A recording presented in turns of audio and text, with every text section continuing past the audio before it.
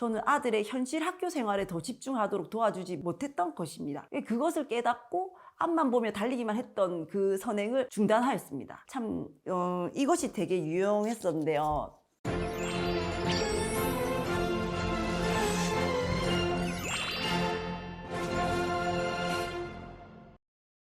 안녕하십니까. 고민 해결 의사쌤 이지원입니다.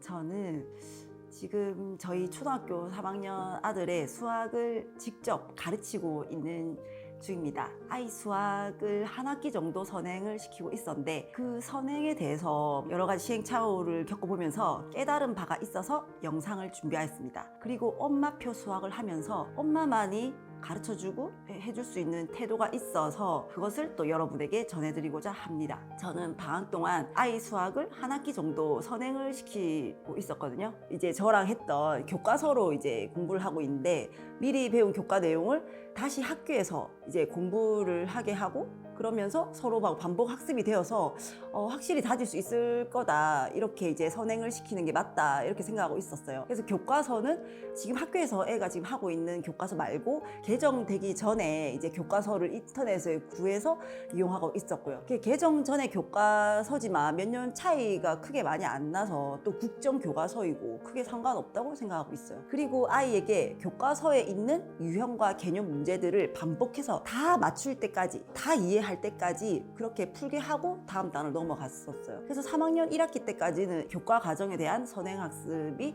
잘 되고 있었다 생각했고 예상대로 잘 흘러가고 있었어요. 근데 딱 3학년 2학기가 되니까 수업 시간에 애가 설명을 들어도 모르겠고 못 푸는 문제가 있었다면서 집에 가져오기 시작했어요. 이 교과서 문제를 다 맞출 정도가 되면 개념이 확실하게 되었다고 생각했었는데 그게 조금 잘 안 되는 느낌을 최근에 이제 갖고 있었던 거죠. 분석을 해보니까 이제 점점 이제 학년이 올라갈수록 수학이라도 개념을 외워가면서 이해해야 될 것들이 많아지고 있는데 이 3학년 2학기부터는 외웠던 내용 개념들이 세네 달이 지나면 결국 아이의 뇌에서는 서서히 잊혀진다는 그런 것을 알게 되었어요. 정말 아이는 그렇게 저랑 열심히 했던 것들이 어렴풋이 기억하는 정도로 되어버렸던 것입니다. 그래서 아이들은 담임 선생님의 수학 학교 수업을 들으면서 기억이 어느 정도 메워지긴 했지만 학교에서 푸는 수학 익힘책에서의 또 새로운 유형을 만나면은 잘 모르겠다면서 그 수학 익힘책을 집으로 가져왔던 것이었죠. 그리고 학교에서 예를 들어서 원을 공부하고 나서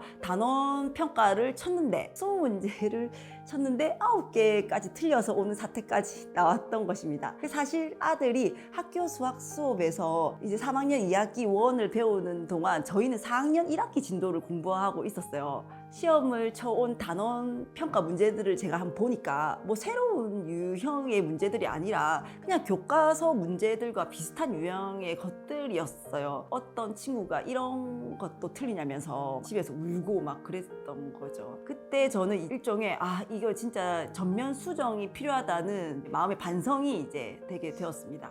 저는 중고등학교 때에서는 내신이 참 중요하다고 생각해왔던 사람이에요. 모든 평가가 학교 활동과 학교 시험으로 기록되고 결국은 남고 그것이 평가되기 때문이에요. 집에서 학원에서 아무리 진도를 빨리 나가면 뭐합니까? 학교에서 빌빌하면 아무 소용이 없는 거죠. 또 학교 내신에 충실했다는 거는 학교 수업 시간에도 어느 정도 성실하게 임했다는 것이고 즉 아이가 현재 수업, 현재 숙제, 현재 시험에 집중하고 있다는 뜻이고요. 인생에서 아이가 학생으로 사는 기간은 매우 짧아요. 특히 아들이 학생으로 사는 기간 동안에는 학교에서 대부분의 시간을 보냈는데 결국 학교 수업을 충실히 듣고 교과서 내용을 열심히 파는 것은 아들 자신의 현실 인생에 집중하며 사는 것이라고 생각합니다. 그런데 저는 아들의 현실 학교 생활에 더 집중하도록 도와주지 못했던 것입니다. 그것을 깨닫고 앞만 보며 달리기만 했던 그 선행을 중단하였습니다. 저는 이제 아들이 현실 학교 수업에 더 충실할 수 있도록 학교 수업 진도를 기준으로 공부를 보충해 주기로 이제 전면 수정하게 되었습니다.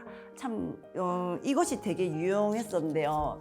카드 같이 생긴 이 USB인데 학교 선생님들이 수업에 참고하시는 것으로 이렇게 나온 것 같습니다. 저도 교과서를 인터넷으로 살려다가 우연히 발견했는데 여기에 보면 학교 교과서 문제 유형들을 기반으로 한 문제들이 워드로 다 저장돼 있어요. 이렇게 뽑아보면은 이렇게 워드로 다. 그렇게 어려운 문제도 많이 없고 교과서 문제 유형에 맞추면서 적당히 어려운 문제도 또 있고 틀리는 것이 있으면 그런 문제들이 또 워드로 돼 있으니까 편집해서 또 애한테 반복해서 풀 수도 있게 할 수 있는 참 좋은 자료라고 생각을 합니다. 학교에서 배우는 진도에 맞추며 학교에서 배우고 있는 단원의 문제들을 이것을 활용해서 연습시키고 있어요. 그렇게 아이는 그 이후에 학교 평가에서는 더 좋은 성적을 받아오더라고요. 1학년 때 5학년 거를 배우려면은 되게 좀 오래 걸리고 완벽히 이해를 또 못한 채로 막 배우게 되는데 5학년 때 5학년 과정을 배우면 일사천리로 빨리 습득하고 더 완벽히 이해하는 그 원리대로 지금 하고 있는 거죠. 저는 이 학교 교과 과정에서의 성적을 위해서 당장 기억이 날 수 있는 범위의 선행만 할 것입니다. 즉 교과 진도에 딱 한두 단원 정도만 선행을 할 것입니다.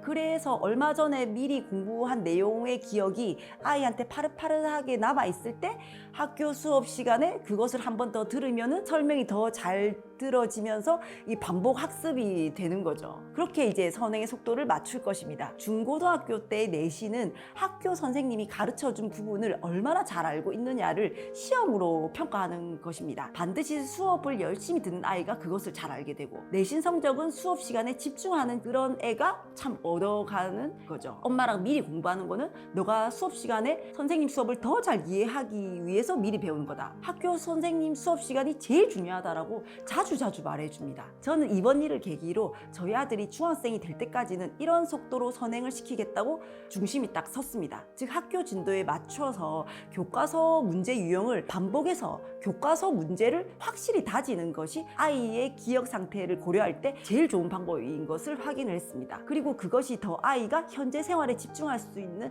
방법인 것도 믿습니다. 저의 방법이 모든 아이에게 해당되는 것은 아니겠지만 저의 시행착오 끝에 내린 이 방법이 도움이 되시는 분들이 반드시 계실 것이라고 저는 생각이 듭니다. 감사드립니다. 여러분 이 영상을 보시고 또 나는 또 이런 고민이 있다고 생각하시는 분들은 이 아래 그 링크에 메일이나 링크에 사연을 보내주시면 거기서 제가 도움 드릴 수 있는 분들에게 제가 성심성의껏 진심으로 도움을 드리겠습니다.